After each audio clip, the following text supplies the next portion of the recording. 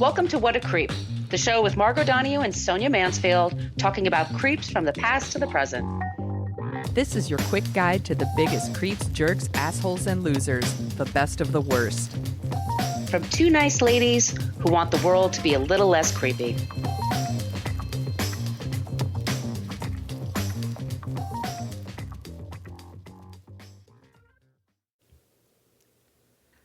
Welcome back to What a Creep. This is Margot Donahue, and my cohort in creepitude, as always, is the amazing Sonia Mansfield. Hey, Sonia. Hello, my friend. Hello, my friend. Sorry for a little bit of a late drop with this. You and I both had just a crazy-ass week. Yes. It's the week before the holidays. Yes. Things are getting a little bananas, so we needed a little extra time. And the person I'm talking about today is very, very newsworthy. Yes. Just in case you're new to us, we are the show that talks about creeps from the past to the present. We pick a creep, and then the other one picks a non-creep to talk about, so you don't leave feeling completely empty about the world. The guy we're talking about today is a real... Well, we'll get to that. You can follow us on Facebook. We do have a basic Facebook page. That's where people go to complain about our language. We use salty language in this program. Fuck yeah. If you want to interact with us more, we have a private Facebook group. You do have to answer a few questions. You have to act like not an asshole, and you can join us in the Facebook group, and that's where we hang out. So you just type in What a Creep podcast group, answer 3 questions. One of them being that you have to promise not to be an asshole. Also, yes. We are on Twitter, as long as Twitter still exists. At CreepPod, because somebody had What a Creep for 10 years on Twitter and never used it. Creep. That person's probably a bot. Can we have that now? Jesus. Let's talk to our friend Elon. By the way, we've done an episode on Elon Musk. We might have to do a part 2 because seriously, yikes, what's been going on in the last few weeks with him. We're on Instagram, What a Creep Podcast, and our email is whatacreeppodcast@gmail.com. And if you would like some stickers, ask us. Just send us your email wherever you are in the world. We will send you some stickers. We had a few people requesting stickers this week, so look out for that, y'all. And Sonia, do you want to tell them about the website? Yes, you can go to whatacreeppodcast.com, and it's everything you ever wanted to know about our show, but we're afraid to ask. Everything? Everything. Shit, I was everything. afraid. If you have questions that aren't being answered by the website, please email us, and I will add it to the website. There are links to all of our episodes, and all of our episodes, if you click in, you can find our show notes, because every single episode is sourced. We're not making the shit up. We don't pull it out of our ass. We want to give credit to the journalists that do the dirty work. So even if the journalist is a shithead that we're covering. Right. Sometimes journalists aren't awesome about covering other journalists, but Margot has show notes. You can find them there. There's also a link to our merch shop. You can get t-shirts and face masks and journals and tote bags and all kinds of awesome shit with our logo on it. You should do that. And there's also a link to our Patreon page. You want to tell them about that, Margot? Patreon. We have 5 seasons worth of episodes there. When we first started our show, Bill Clinton's there, Bill Cosby's there, all the Bills. All the Bills. All the Johns that are terrible. Lots of shitheads are there. So Patreon. We also put out 2 bonus episodes a month. We will get 2 of them out to you this month. And then we put out a newsletter normally for December. We're sending out Christmas cards to everyone. Sonia's double checking the list. Thank you all for checking in with us. We really appreciate that. I'm checking it twice. Exactly. I'm gonna find out who's naughty or nice. You should probably talk about astrology, like the year for 2023 in the next newsletter. That's a good idea. Because good call. We put out a newsletter as well, and we really appreciate it. I want to just say hello to KL, Lynn, Heather, and Tracy, who all joined recently. We totally appreciate it. Also, we want to say, look, if money's tight and that's not going to happen for you, we totally understand. We're cool. Just, wherever you get your podcast, subscribe, leave a review, leave a few stars. And if you're on iTunes, please leave a few stars and also a nice review. I want to say hi to Paige at CS, who left us who left us a 5-star review. saying that she can't understand why people are upset that we haven't covered Bill Clinton when we have covered Bill Clinton. Also, when it comes to presidents, we're waiting, and sometimes we wait till the news story is over. We wait till the person is out of office, the head office. Yes, we did cover Ted Cruz. We've covered a couple of other politicians still in office, but presidents we're going to leave because you really can tell more when they're done. Yes, you could tell the fuller story. So all you Joe Biden heads out there that are like itching, just cool your jets. It may or may happen. Not to. That's the thing. It's our fucking show. It's our show. We do what we want. We do what we want here. We do what we want, and we're independent, and we just put the show together ourselves. If it's not your cup of tea, go have your tea someplace else, y'all. It's a big podcast world. Go drink your weak ass tea somewhere that else. tastes like a wet paper bag, according to Ted Lasso. All right. Do we have anything else to cover before we talk about our creep today?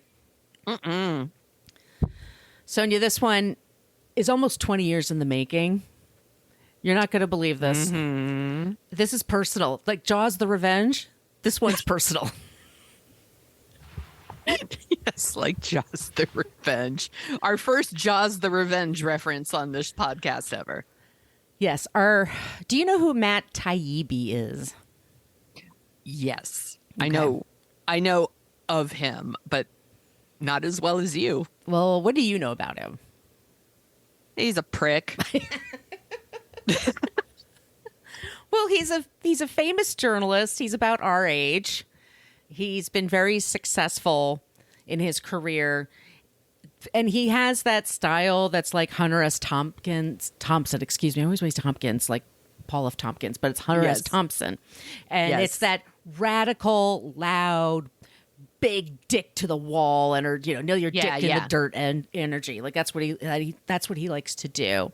And lots of people liked him because people who are on the left of the spectrum, because he was really like going after Goldman Sachs, going after politicians and Congress that was doing jack shit, and really and wrote for Rolling Stone for years. And he was on Rachel Maddow's show. He's been on Bill Maher a bunch of times. He does all the podcasts. He has his own podcast now, but he had one called Useful Idiots, which was very popular. He has a Substack, which is, I'm still not sure what that is. I think it's just a newsletter you pay for. Yeah. And people are getting rich from it. I mean, good for you. A place where smart writers can make money. Sure. Because freelance money is not, you can't live on that shit nowadays. No, you have to hustle. They send you checks, and I'm like, I might as well floss my teeth with this because it's not even worth the time it takes to deposit in the bank. No, they don't. A lot of places don't like to pay for content. That's the problem. Well, I don't even like to use the word content. They don't want to pay for your work. Exactly. And people are so used to, and I'll get to this. It's like I worked in magazines. People are so used to watching TV or getting a magazine, and there's an ad. You either look at the ad or you don't look at the ad, right? Right. But if there's a lot of them, it means somebody's supporting the magazine, which means the journalists get paid. So you don't have, you know what I mean? So there was that. So people don't really have that in them to think like, well, why do I have to pay for this? Why is this important? But it is. Yes. Which is why we pay for a lot of we use our Patreon money to pay for subscriptions to a lot of the news sources. Including Rolling Stone. Yeah. Which is, who he used to write for, including Washington Post. I mean, all of them, because we want to make sure people get paid, like Sonia says. Lately, since Trump has been in office, it's kind of going more on the right side of things. And people are kind of like, what's going on with Matt Taibbi? And now he's in this whole Twitter dump thing, which it just happened. There's only so much we can say about it. Yeah. Okay. Yeah. So, and also Hunter Biden's laptop and his dick pics and his drug use. Wait till we have more news. Okay. We'll decide. Yeah. How bad he is when we get more evidence. But anyway. Right. But having an addiction doesn't make you an addiction and dick pics don't. I mean, there are a lot of people. We would never have time to not do this show if that was all the criteria was. Democrats with dick pics, like that would take all, please. Yes. So anyway, this is my long drawn out way of saying that I had an interaction with Matt Taibbi it's either 2003 or 4. I was working for YM Magazine, which was a teen girls magazine. Yes. He called me demanding to speak to my editor-in-chief. He was very belligerent and shitty. And he worked for a free weekly newspaper called the New York Press. I had a week and a half. This is before everything was online or easy. It was in print. And I had to wait like a week and a half to see what he wrote. And then he said some shitty stuff about me. Every once in a while, I got hassled for it. Nothing too bad. Compared to how he talks about other people, I got off easy. And this is his thing. He likes pranks. He also just thinks his job as a journalist is like, I have an idea for a story. Everyone needs to give me their information. And there's no thinking of like old-fashioned gumshoe work, like, Yes. wooing people and kind of getting your contacts. And that's not there for him. Like, he's very much an opinionated person. Is it like gotcha journalism? Very much.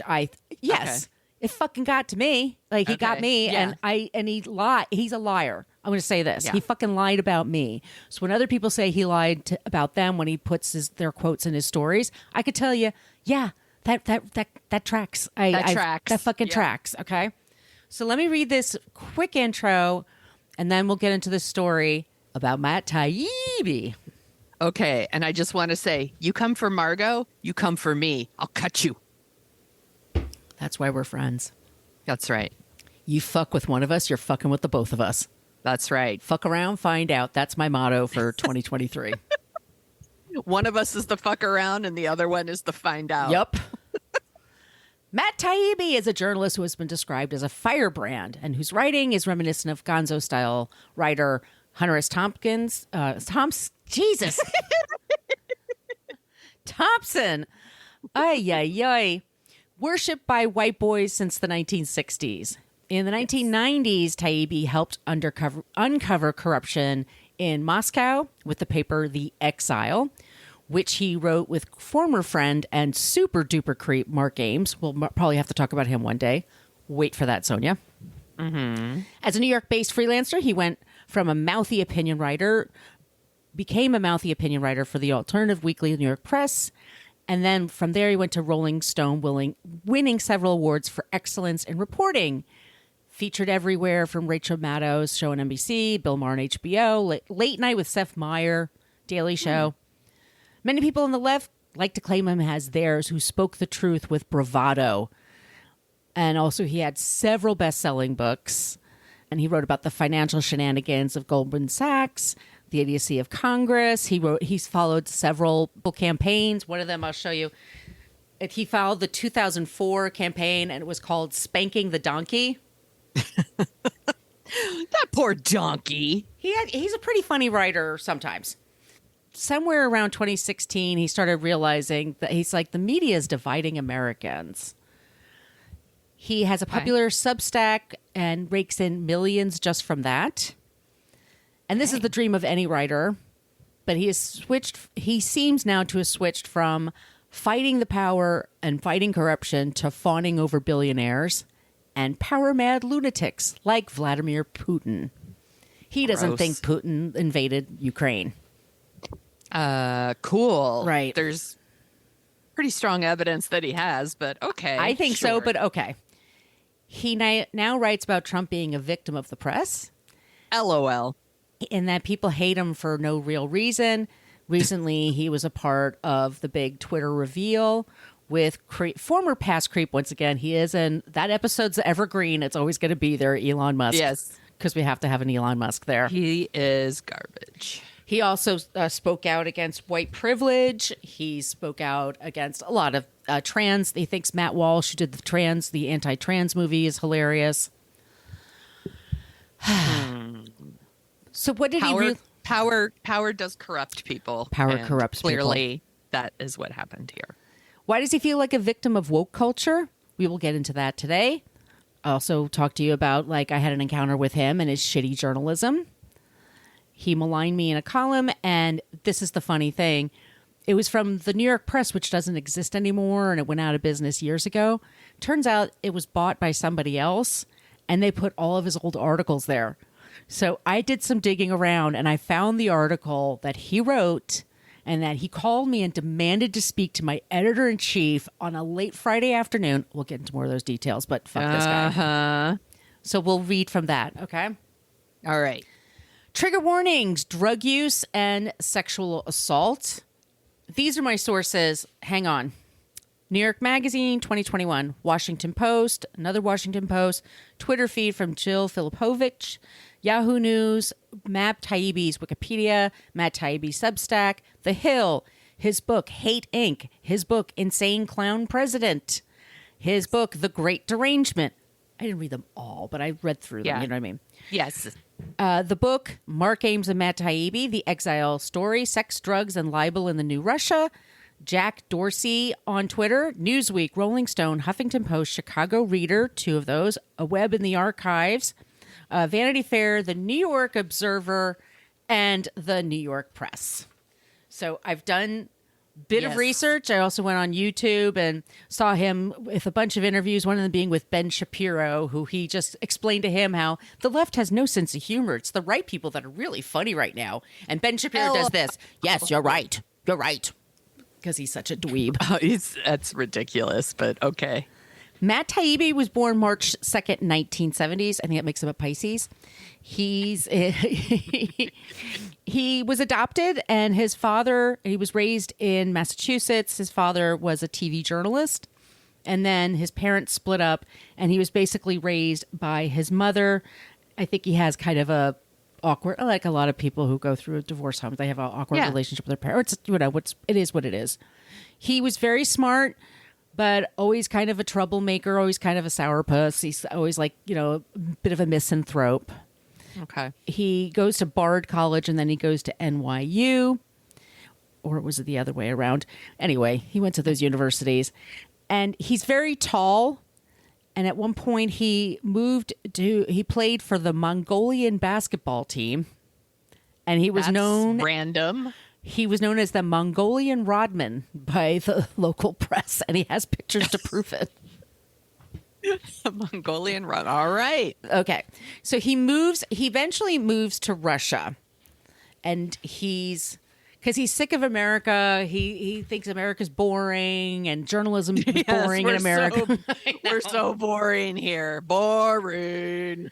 And he partners up with a guy named Mark Ames, and they co-edit this English language, Moscow-based bi-weekly free newspaper called The Exile, and the X is like capitalized and everything else. Yeah. And they put out restaurant reviews. This is a time when Yeltsin was in charge, and people thought like there was more democracy happening in Russia than there actually was. The oligarchs were ripping people off left and right and stealing the money and all that stuff. And so he was writing about that. And so was Mark Ames. They were also doing a shitload of drugs. They both admit this. Ames would do just about anything you handed to him in a nightclub. And Taibbi had a heroin addiction. That was really, really, really, really hard. They also brutally wrote about their encounters with women.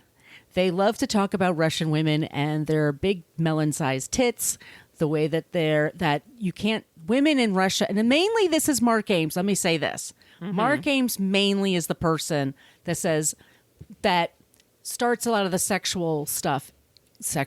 He brags about how girls in Russia, like the age of consent is like 14, so you can get a 15-year-old. He has pictures of himself he's 34, taking his 15-year-old girlfriend to her prom. That you can do everything sex-wise there, and they don't care. You don't need to wear a condom. There's really not much difference between a sex worker and another woman in Russia. American women in Russia are gross. They hate American women. American women were ugly, we're harpies. We're all like, no matter what age we are, we're just middle-aged harpies to them. And anybody who dares to go to Russia and say something like, boy, the women here seem kind of miserable. And by the way, they don't have I've read about this, like women giving birth in Russia, they have one baby and they're out because it's such a fucking miserable experience. That sounds awful. But what are you going to do? You're born where you're born and you try to make the best of it. Yeah. There's a lot of stories in there about how they sexually harass their staff, the women on their staff, that it was hilarious. They love to play pranks. What are their pranks? And some of them are also I'm kind sure they're of funny. Hilarious. Well, I'm not the biggest prank person because some pranks are just, I mean, maybe it's 'cause being a chick. I don't know. But some of them were really funny. They would say like, Wilt Chamberlain's moving to Russia. Can you help set up a basketball team for him? And they would get people on the phone like, oh, sure, we'll do that for Wilt Chamberlain. And then like, it's not him. They also used to call reporters covering Russia, American reporters that were either based there or based here, but writing about Moscow, and they would just say horrible, shitty things because they didn't like their coverage. And everything was like, we don't like what they're doing, so we're just going to be real dicks about saying how much we don't like what they're doing. So they're the alternative. And they would say, there's one woman, her last name is Lally, that they just basically, he made up a conversation. He tried to get her on the phone, and they were pranking her, and they basically reprinted their prank, but she says they misquoted her from what they said to make her look more of an idiot. And it's been like embarrassed. And I'm saying, fucking yeah, I believe that they did because it happened to me. They wrote about going to clubs and having sex in the club and on the floor and having drugs everywhere. They were interviewed for a book called The Exile, Sex, Drugs, and Libel in the New Russia. And this was through Grove Press, and this came out in 2000. So this is all in the 90s, like just a few years. Yeah. And they were sent to America to do publicity for this book. This book that they said was nonfiction. This is all based on their reporting. They just take each person, and they take turns with every chapter. Taibbi would speak one, and then Ames would speak one, blah, blah, blah. And Taibbi was more like, yeah, man, you can get anal from Russian chicks so easy. They wear short skirts. Taibbi, not as much, but he also doesn't stop it. And they both insult women left and right, like just constantly. There's one reporter who's a guy that they hated, and they actually took the Washington Post, and they took a pie, and they filled some they filled it with some horse semen and put it in the pie and then smacked it in the guy's face. Like, that's a prank to them. That's gross. These guys are disgusting. Gross. So they're doing these interviews in support of this book, and they're like, "Buh, New York is boring. Russia's better. The chicks are better." Ames, by the way, is from San Jose. I went to San Jose State. This tracks. He's saying, like, women in the Bay Area don't know how to flirt. They don't know how to have sex. They wouldn't pay attention to me. But I go to Russia. I'm an American. Standards. That's right. I hate it when chicks have standards, man. It's the fucking worst. And in these interviews, and one of them, they say they're just doing drugs right in front of the reporter. They're like snorting speed and all this stuff. So some of it could be drug, alcohol, haze, but you're also, I think, highlighting your true personality or your true intentions, like what you really want to say. So, I mean, there's a reason they want to be with 14-year-old girls, right? It's because they're fascinated by men. Yeah, they and don't want to be guy challenged. Pays attention to you. You're like, oh, this is flattering. What's happening right now? Versus, they don't want to be challenged. They don't want to be challenged. You're right. So they break up as friends. Matt comes back to the United States. He tries writing a weekly paper up in Buffalo, New York. Doesn't really go anywhere. He comes back to New York City. He writes for The Nation, Playboy, and then he starts writing for the New York Press. And this is when he calls me. And this is, like I said, 2003 or 4. I can't really remember the exact date. But I'm at my desk, and I'm new to the job, and I was the PR person for YM Fitness and Child magazines. And so what I did was reporters call, and it could be everything from the New York Times has an op-ed about bulimia and girls, and YM magazine really took seriously our audience. My editor, Christina, was the first editor to say we're not doing diet stories in this magazine. And we're going to cover trauma. We're going to cover, like, we loved our listeners and our readers. And most of them were very young. Like, it's like 12, 13, 14 years old. That's usually the age that they are. So we really understood, like, they're kind of aiming for teenager, but it's really more of a preteen audience. Got it. And we took it very seriously. When there was an election, we sent teen reporters to the convention. We were very serious. This is my point. we were very protective of our readers. And this guy calls up, and it's late on a Friday afternoon in New York in the summer. Late on a Friday afternoon, you don't call for a story. Like, unless it's a breaking news story. I mean, nowadays it feels like you do, but normally you just don't, because you're not going to get much coverage. It's not going to last through the weekend. No, and it's when you want a story to like die, basically, is when you try to bury it. It's like when a celebrity is going to get divorced. I could tell you. Yes. July 4th weekend's a great time. Between Christmas and New Year's, Memorial Day weekend's a great time. Yeah. That's when you want to bury that. It's not when you when I get a hit, but it's on a Friday, I tend to be like, it's fine, but it's better to get it earlier. So this guy calls, and he's like, "Hi, I'm Matt Taibbi," and I'm paraphrasing because I didn't record it. "Hey, yeah, I'm trying to reach your editor for YM Magazine. I want to ask her why her editors they work with advertisers that hate girls." And I'm like, "What?" And he goes, "Why do they hate their readers so much? Do you even care about your readers that are less attractive having to buy expensive products from your magazine?" And I just sat there. I'm not processing what he's saying. Yeah. And he says, "I really need to talk to your editor about, like, does she really care about her readers or not?" And I muttered, "That's a loaded question." Yeah.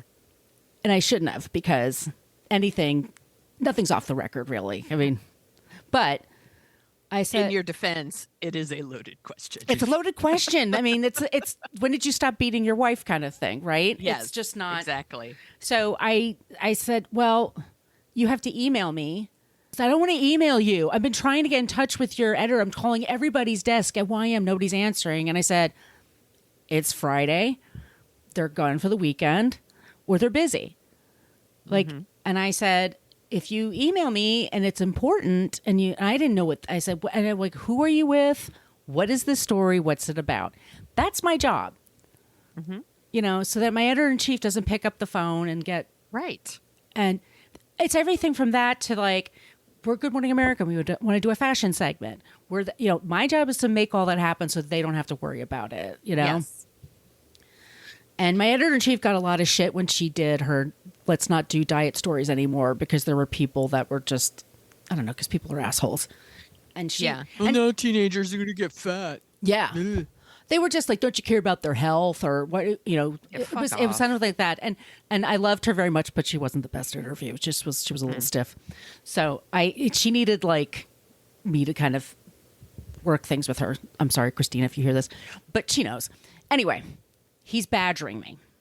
"Well, I tried this person. I tried that person." Like, "Okay, fine. I'll email you. But what's your cell number?" And I'm like, "I'm not giving you my cell number." And I hang up with him. And then I call my boss, who's, like, heading out to the Hamptons with her husband and kids. And she says, "Donahue, that's your first time being a spokesperson. That happens. You did right. Yeah. You handled it as professionally as you could." She goes, "Don't worry about it. Just call Christina, make sure she's okay," and everything. So I call my editor, and she's fine. She goes, "Yeah, he was bugging everybody at their desks. I kind of just hid from him." And she says, "I'm sorry you had to deal with it." Anyway, so a week and a half later, this article comes out, and everybody's really upset at YM. They're like, "We want to call. We want to write letter to the editor." I'm like, "Forget about it. Nobody cares." I will get to the article in a second, because I was like, "Oh, this guy was just a shithead." Anyway, of course, he fails right upward and goes to Rolling Stone right after this. Yes. Like, within a year, he's at Rolling Stone. He gets, like, front cover articles. I'm like, motherfucker. And he's hugely popular. And once again, he's their Paul F. Tompkins? No, they're Hunter S. Thompson of the 2000s. And they flippin' love him. And he writes all these stories. He gets National Magazine Awards. He's a big fucking deal. He gets book deals. And he's handsome-ish. He has the life. It's not my type, but he does things like when Andrew Breitbart died. Remember Andrew Breitbart? Yeah. He wrote an obituary where he wrote for Rolling Stone, "Andrew Breitbart, death of a douche," which he's not wrong. And then, he also did the same thing when Ted Kennedy died. Wrote something like that. And You called him a douche? no, but it was along those lines. Yeah. Also, not that wrong. But Correct. And he's writing all these topics, like I said, and one of these, and they're all about like he's following elections and things like that.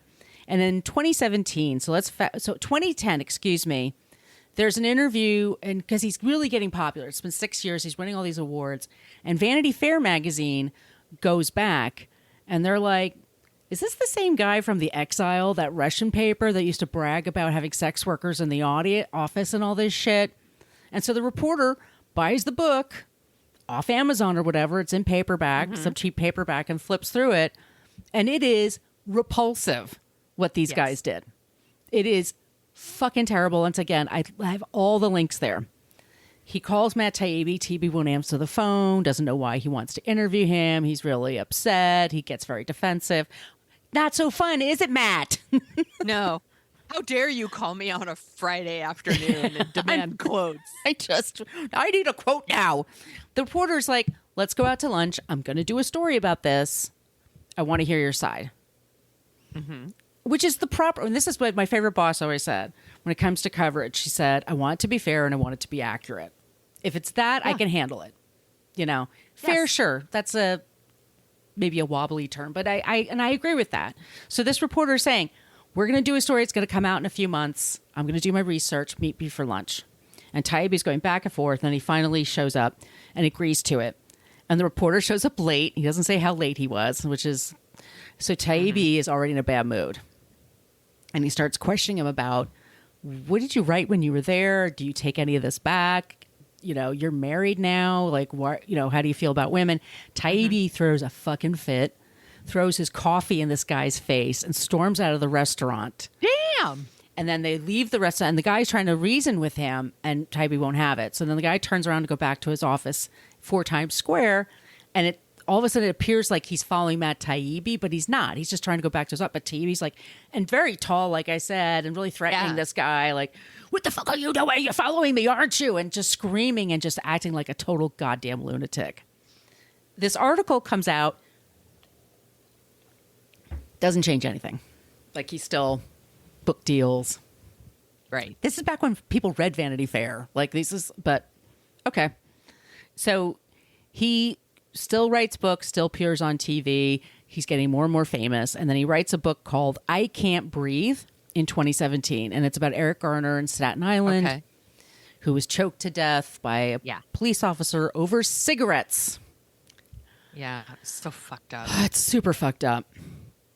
So this is about on the left, right? He's trying to write the story about power and police forces being, killing people and that kind of stuff. And this is around, when it's published, it's also around the Me Too movement.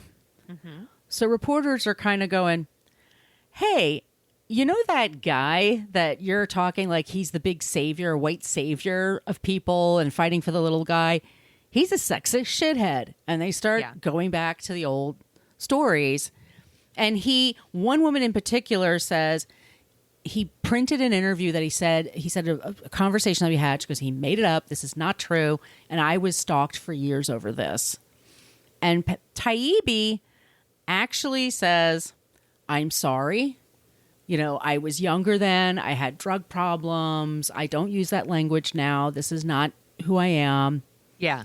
Also, just so everybody knows, everything at The Exile was satire. None of it was real. So him and Mark Ames are back in the media, and they both go, it was satire. It was satire. We weren't really doing those things. We weren't really doing any of that. Their copyright says it's nonfiction. Right. I mean... So, apologizing, great. Lying. Not great. Not great. And he's starting to get... He says that it's all satire, so none of it is real. So none of it really happened, so you can't be mad at him. But it's not really working because people are kind of like, Yeah. And this is when he starts to question why Donald Trump and this Russiagate thing is happening. Because I used to live in Russia, and I know what happens over there. And if this were true, this person would be dead. And he's questioning that. And then there's a book that comes out called White Fragility, which was very popular in the media. It's a woman who writes about how she's a corporate person. She goes to companies and helps them be less racist. Let's be clear. Like her whole thing is like, how can we make this so everybody feels included? of course, About diversity and inclusion. words that set certain people on fire. Like they're just so annoyed by Yeah. the very possibility of that. And so he Right. starts railing against white fragility, that it's bullshit, it's horse shit. Who the fuck is this woman? Nobody, what are businesses paying for nowadays? Who the fuck is she? Like super aggressive, misogynistic, racist, I say. Yeah. It's like, no, none of it's real. What are you all talking about? Just being a total fucking dick. Yeah, there's so many. This is the same with Elon Musk. Like, Elon Musk has always been a creep, so maybe this isn't a good example, but like, there are definite like people who, when they feel like they're being called out on their bullshit, and maybe they were more left or progressive or whatever, and they get called on their bullshit, like a Louis C.K. That's Right. the good one. That's a good or one. or a Dave Chappelle. Instead of like admitting they were wrong, looking within, making changes, they just turn and they run towards the people that are fine with their shit, right? So it's like running to the right and being like, well, the right accepts. And I'm trying to be careful. It's not all right. Like, Not all men, Sonia. not all men. An audience that is more willing to be like, I don't care that you said fucked up shit about women. I'm Right. fine with that. And that's how they find their people, and then they just double down, and they just draw their line in the sand, and they're like, this is it. Like, I'm fully fascist now because they accept me for being a racist, sexist prick or whatever. Or Like, they're and anti-woke. Wokeism Yes. is making me angry and racist. Wokeism is really pissing me Yeah. off. And Yes. it's like Bill Maher and Chappelle, like you said, Yes. and they all say the same thing. I didn't change. The world changed. I didn't change. And it's like, you're supposed to change. Like, You're supposed to change. you're supposed to. It's okay. Everything in life can change, and everything changes. Like, Yes. you don't hear them using the F word to talk about gay people on stage.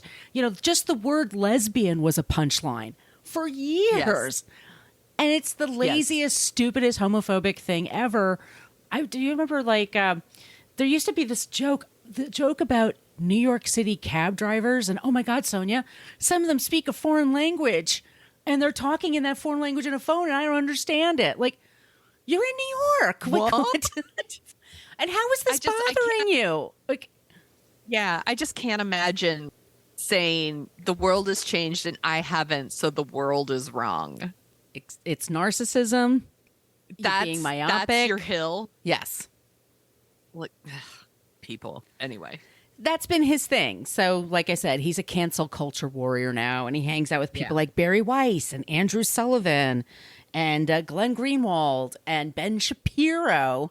That charming, hilarious comedian, Matt Walsh. That makes me so dry. It's totally, I'm dry as the Sahara here, as I said. It's always whining about wokeism, and that's like really bothering. Because for years, he got to say whatever the fuck he wanted, and everyone congratulated him, gave him an attaboy, so he can't understand what's going on. Last year, there was a movie released, or within the last year, it was called What is a Woman? And it's hilarious. Matt Walsh, talking about transgender issues. This is their new hill. It's drag queens and transgender women are a problem. It's just disgusting. Yeah, he's been doing that. And then recently he was asked by Elon Musk, who took over Twitter this year. Him and Barry Weiss were given unfettered access to internal documents. 75% of the workforce was fired there. They haven't paid their rent. It's not good. It's like Trump there. They don't pay their rent. They haven't they haven't paid their vendors. Like, it's a thing, and that headquarters is here where I live. So there is definitely a ripple effect around here of a lot of people lost their jobs. A lot of people. Yeah. They're real people. I mean, that's like the thing, like Elon Musk went on stage with Dave Chappelle and was booed. And by the way, fuck those To be- people. He's such a baby. And what was Chappelle thinking? What was he thinking? Just like, a rich guy's in the room. Yay! Like, no. I'm like, Dave Chappelle of like 15 years ago would be horrified by Dave Chappelle today to bring Elon Musk on. And then like Elon Musk was like very, very, very booed. And yes. by the way, it's like, and he's like, oh, the woke crowd. It's like, yeah, the woke crowd was at the Chappelle show. I roll. But then he sends out his tweet that's like, it was 90% cheers. I'm like, fuck off. Like, He's so we could silly. see the video, dude. We Yeah. could see the anyway. Bleh. So he hires Barry Weiss, who's on our list. We'll definitely have to talk about her someday. Ugh. And him. And so they're flown to San Francisco. They say they weren't paid. Mm-hmm. They don't, CEOs don't give that kind of access to anybody. It's just not normal. And they went through emails, but it's also like you have to ask yourself, why is this person giving me all this information? What do they want me to write? What do they expect of this exchange? They're flown to San Francisco. They're there for several days, 12-hour days, looking through emails and all this stuff. And they do these Twitter dumps. And Rolling Stone has been totally trolling Matt Taibbi. Like, this is a nothing burger. This is somebody who used to work here. We're shocked how lame this is. It's just, he's saying things like the FBI doesn't even hunt sex offenders anymore. They're just worried about social media. I'm like, first of all, sex offenders use social media. But also, that's not fucking true. They can work on several things at once. Correct. Yes. They're a pretty big department. Yeah. It's not like five dudes like sitting around reading tweets all day. Like, that's not what's happening here. No. So this is where it was going to end. And then yesterday, I was looking up this old article. And are you ready for it?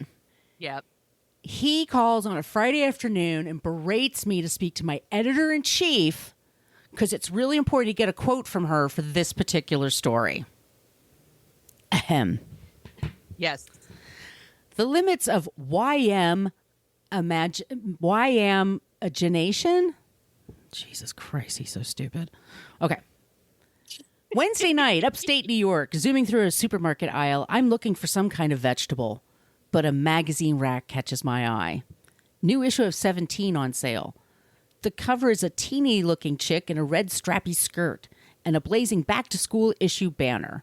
And then there's this teaser near the bottom of the page. Shoes Plus, with a closet full of shoes, page 188. I grabbed the magazine, hey Max, and flipped greedily to page 188. My shopping cart adrift away on its own momentum. What? I have a thing for the teeny girl mags. It's not what you think. There's nothing in the world less sexual than a 17 or a YM. They're straight terror trips, like the Texas Chainsaw Massacre. He talks about girls and one of them being like, she raises her hand in class and the boy soccer playing next to her smells her gamey underarms. Dancing on stage, her leotard rips and her boobs are visible to everyone, which of course makes everyone laugh. All is very consciously emphasized. Both the 17 and YM have trauma sections. So he starts saying that he's reading this article saying this, and it's not there. I don't know what he's talking about. In between it all, the pages are filled with perfect celluloid celebrities who stare with blistering permanent indictment. They are terrifying faces. I'm a grown man and can defend myself, but I've had nightmares about the Olsen twins. Okay. And I get off on it. He thinks he's hilarious. And I get off on it. If you use these magazines right, they shock your senses back to health. And for days afterward, you feel a warm rush all over your body as the blood cautiously returns to your limbs. It's a lot like jumping into the freezing ocean and in the dead of winter, which is yet another dangerous thing I do once a year. What? Yeah. Ever. Now, the thing about these magazines, Sonia, they include ads. Did you know that? What?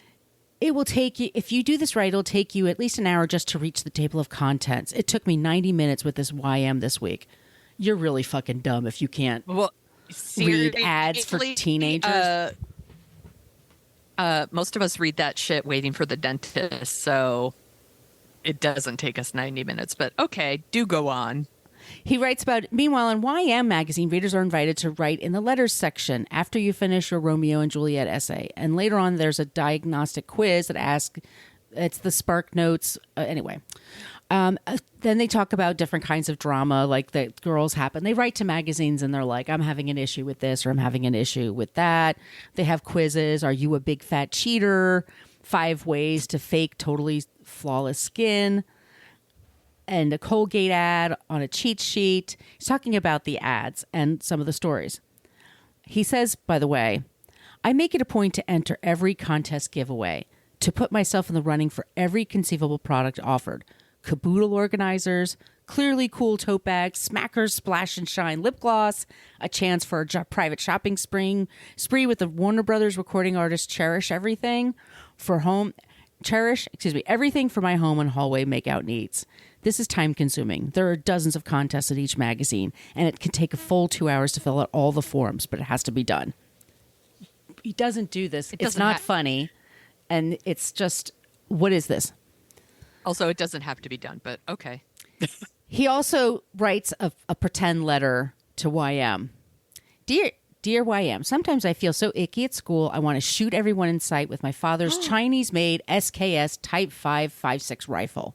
Is there a base concealer combination I can use that won't make my eyes feel so cakey? This is wrong and I should be discouraged. But remember, this is their turf. That doesn't mean you can't ask the occasional question. I called Margot Donahue, publicist for Gruner & Jahr's USA Publishing, which publishes YM. Do you think, I asked, that there's a place in the world for physically unattractive girls or girls without enough money to buy nice clothes or cosmetics? Is there any other conceivable answer to that question but yes? But she laughed and said, that sounds like a loaded question. You're going to have to send that to me and I'll direct it to the proper person. We discussed the whole email protocol when I interrupted her. I guess the question should have been, if you think there's a place in the world for people like that, why aren't they in your magazine? I can't answer that, she said. I'm just the publicist. Right, which means it's exactly your job to answer that. No, it's not. You're just going to have to send me that request. Look, I said, I'm on a deadline. You're a human being, right? Long pause. Right. Yes, I'm sure that question was real hard for you. And then he wrote, then don't you have a personal opinion? I said, no. No, I don't. Right, of course not. We sure lit some sick people near our kids. Meaning me. Fuck that guy. Okay. He's fucking trash. Yeah. So anyway, that's the kind of article that he was writing. That's the way he feels about women. He had just this whole savior thing about, this is how I feel about, teen girls. They need somebody like me to speak up for them. They can't do it for themselves and the women won't do it. I have to do it. That's his whole thing after writing all this weird shit about girls right before that. And just like to make up like the interaction and the context for your conversation just to like fit his own narrative. Well, that's what he does. Is fucking lazy and not ethical to be like, it's just not ethical. No, it's lazy. And that's who's been in the news. That's the person doing that Twitter dump files thing that everyone and all these people are going, dudes, I used to be such a big fan of Matt Taibbi. He's really blah, blah, blah. Change. I'm like, no, this is him. This is him. Dude hasn't changed at all. No. And that's the problem. He's a big fucking weirdo. He has real issues with women. He doesn't treat them with respect. And he's entitled. Yeah. And he's a dick. He's a dick. That's our creep this week. What a dick. Right? Yes. And don't let me near your back children. To the original name. Yeah. Back to the original name of this podcast. Seriously, fuck that guy. Yeah. That was going to be the name. Yeah. I'm glad we changed it. Yeah, but we decided to go. I mean, it would look great on merch, but Everyone that I know that uses the F word in their show like regrets it because it is kind of a pain in the ass to get around it. So. I know. But anyway, but still. Yeah, he's a total asshole and there you go. What a creep. Right? Good job, Margot. Thank you. He's a piece of shit. He's a piece of shit. And honestly, like we could like we could update that episode. We could update this episode like every day. Well, I forgot to mention, I'm sorry, Sonia. I mean, I'm interrupting you just to say, like, you were a journalist. Yeah. I have to ask, is that okay what he did? Is that like normal? Like, is that how you get a source? That's how you file your stories? He called you to get a quote from the person who actually makes these decisions at the magazine. Right. And when he didn't get that person, he decided to use quotes from you, and he made up the context to it to make it look like it was a gotcha. And again, it was to deflect from the fact that he actually didn't get to talk to the person he needed to talk to write this story. Right. Or could have written it and said, YM declined to comment, or they didn't return my calls, or whatever. Right. But he didn't want that. He didn't want that. He wanted a gotcha. He wanted to humiliate somebody. Yeah, and that's not journalism. That's not telling the story. He didn't he clearly thought he was on. He made up a bullshit reason, made it sound like he was doing good work here. Like, I'm just asking questions here. Mm-hmm. But then didn't get any answers, and so made one up. He's a creep. And he's lazy. That's fucking lazy. It's super goddamn lazy and entitled. Yes. Yeah. Seriously, fuck that guy. Yeah. Do you want to hear about someone who's not a creep? Please. Okay. Do you know who Barbara Ehrenreich is? No. Okay. I think you might recognize some of her work, but she is a journalist. She wrote for Mother Jones, Time, The Nation, New York Times, Washington Post, Salon, Vogue. She's written for everything. That's my point. She's also an author who wrote 21 books. Her best known book is 2001's Nickel and Dimed. Oh, yeah. On not getting by in America. It was for 3 months, she worked a series of minimum wage jobs.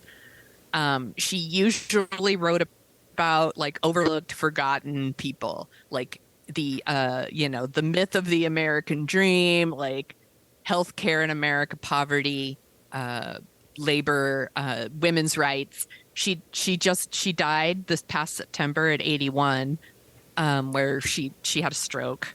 81, not bad. No. But she was born as Barbara Alexander on August 26, 1941 in Butte, Montana. Her mother was a homemaker, and her father worked as a copper miner, and then later got his PhD in metallurgy. Is that how you pronounce it? Mm-hmm. At Carnegie Mellon University in Pittsburgh, and he actually became director of research at Gillette. Jesus. I know. Fascinating to me. She studied physics and chemistry at Reed College. She graduated in 1963. She got a PhD at Rockefeller University in cellular immunology. Ooh. Sorry, everyone. You know how much I suck at big words. So after that, she got a job as a budget analyst for New York City, and then she worked for a New York-based nonprofit called the Health Policy Advisory Center. And then she was working as like an assistant professor at the health science program at the State University of New York. But she, like everything in the 60s and like early 70s was obviously like there was a lot of political upheaval going on. Yeah, y'all might have heard of it, civil rights, women's rights, Vietnam. So she really wanted to write. And her first book was called Long March, Short Spring, The Student Uprising at Home and Abroad. And it was about like anti-Vietnam War activism. She wrote another one called The American Health Empire, Power, Politics, and Profits. And she just continued to write these books. And these are, they're journalists that like are putting themselves in it. She actually does the research. She actually asks the question. She walks the walk. Mm-hmm. Like she's not making shit up, let's just say. So, she did one about the hearts of men, American dreams, and the flight from commitment The Fear of Falling, The Inner Life of the Middle Class, The Worst Years of Our Lives, Irreverent Notes from a Decade of Greed that came out in 90, so it's about the 80s. Like, she wrote the good shit. Like, she wrote about the good fight. So in 2001, she writes Nickel and Dimed, and that book was huge. Like, and if you've never heard of it, like, you could check it out. There's other like podcasts that do episodes about it too. And basically she worked like a series of jobs. So she worked as a waitress, a housekeeper. She worked at Walmart as a greeter and tried to pay her rent living on minimum wage. And what she found was it was impossible. She's like, you couldn't work one of these jobs and pay to live in America. You had to work at least 2 jobs. It was a big deal, and it is something that people point to get higher wages. And she continued to do this kind of work. So she did immersive journalism. That's the word I'm looking for. It's immersive journalism. So she also did one called Bait and Switch about the pursuit of the American dream. And this one I'm actually thinking I need to read. It's called Smile or Die. And it's about the dangers of positive thinking. Oh, yeah. I think I heard about that one. I need to read that. Yeah. Because Toxic positivity. Yes. I have a lot of that I direct at myself, not others, just at myself. I'm thinking about reading that. And she wrote for everyone, New York Times, Washington Post, all kinds of stuff. And she, on top of writing these stories, she also like tried to address the issues. So she created something called the Economic Hardship Reporting Project. And it was about, it was not just for her to like tell other people's stories, but for people to be able to tell their own stories. So it focused on helping the work of underrepresented people get their stories published, and getting paid for it, which is a thing. She was the founder of the National Women's Health Network. She worked for the National Abortion Rights Action League, the National Mental Health Consumer Self-Help Clearinghouse. I mean, there's a million of these. Here's one based in Brooklyn called the Association for Union Democracy. She worked for like writers unions, women's writers unions. It's awesome shit. Like Campaign for America's Future, National Organization for the Reform of Marijuana Laws. Like, she does the shit. She's a badass. Yeah, she is. In 2018, she wrote a book called Natural Causes, and it was about growing old and like the wellness movement here in this country. Her most recent book was 2020, and it was called Had I Known, and it was like a collection of essays. So it was like sexism, health, economy, science, religion, all kinds of stuff. And then like she was writing until the day she died, and she was working on a book about like the evolution of narcissism, which I bet would have been an amazing book. Yeah. Like, I'm like, I don't know if like she made a lot of progress, and maybe somebody would like to finish it, because I bet it was really, really good. And I just think that she was a good contrast to who you were talking about. Like, this is someone who legitimately wanted to shed light on like fucked up, unnecessary pain. Like in this country, in the world, but specifically in this country. A lot of these things tie back to the like idea of the American dream that we're sold, that if we like work hard, we'll be rewarded, and with homes and love and healthcare and all these things that we're not rewarded with when we work hard. Like, it's just this carrot they dangle in front of us. And somebody was saying, I was reading somebody's Twitter post where they were talking about toxic positivity, and they're doing that whole thing like, what if you worked your ass off at every area of your life, you know, full time, like 120%, blah, blah, blah. Yeah. And one of the comments was like, that becomes base level. People get used to that, and then they don't want any less. and then you burn yourself the fuck out and you have no time for yourself and you're doing all these things for what reason? Yeah. Yeah. Yeah. So I thought that's our non-creep. It's Barbara. I want to make sure I'm pronouncing it right. Ehrenreich. Nice. Thanks, Sonia. You're welcome. That was awesome. You know what else is awesome? What? Us. We have another show. Duh. It's called Dorking Out, where we dork out about movies. The next episode's going to be Home Alone. Home Alone. We're going to talk about Home Alone, the old chestnut. Yes. Yeah, filthy animals. We'll be talking about animal. that. We'll talking about that next. If you've had any suggestions for creeps and non-creeps, follow us at all the places I mentioned at the top of the show. We love it when you use the Annie Pat's GIF. We got one from Ghostbusters. And Sonia, where can they find you?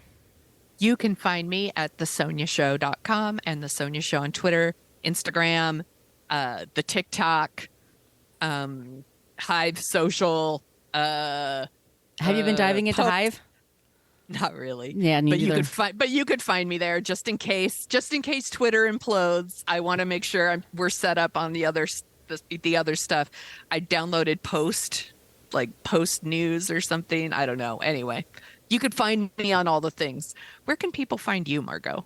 You can find me at Brooklyn Fit Chick for Twitter and Instagram. My site is brooklynfitchick.com. And I'm also on the TikTok at my name, Margot Donahue. Thank you all so much.